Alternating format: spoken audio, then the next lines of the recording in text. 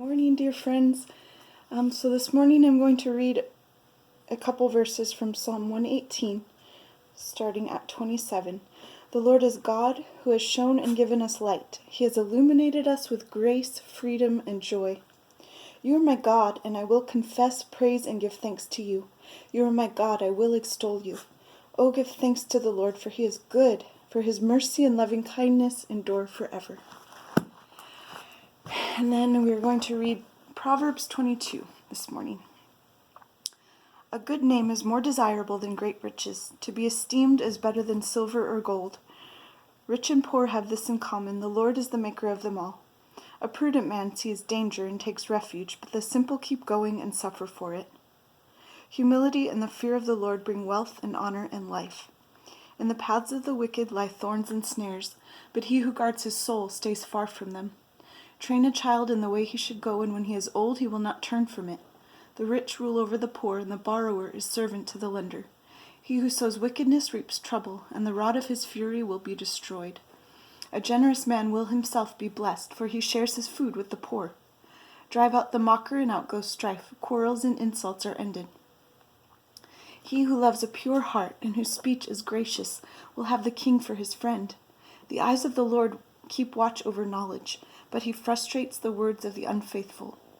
The sluggard says, "There is a lion outside," or "I will be murdered in the streets." The mouth of an adulteress is a deep pit. He who is under the Lord's wrath will fall into it. Folly is bound up in the heart of a child, but the rod of discipline will drive it far from him.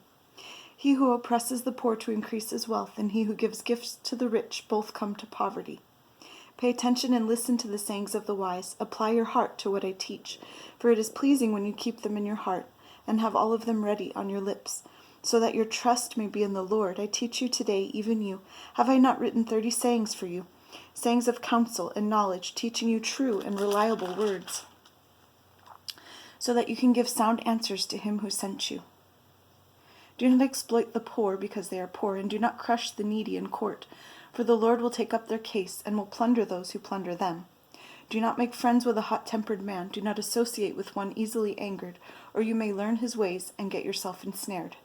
Do not be a man who strikes hands in pledge, or puts up security for debts. If you lack the means to pay, your very bed will be snatched from under you.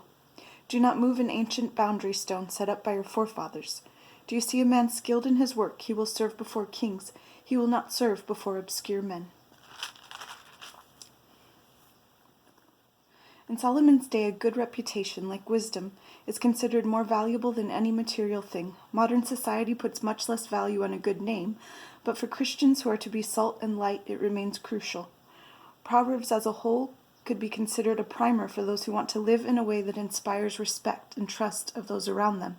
While no imperfect human being can live out every piece of advice that the wise writers have to offer, the instructions for good living are nevertheless priceless. Have a wonderful day. God bless you.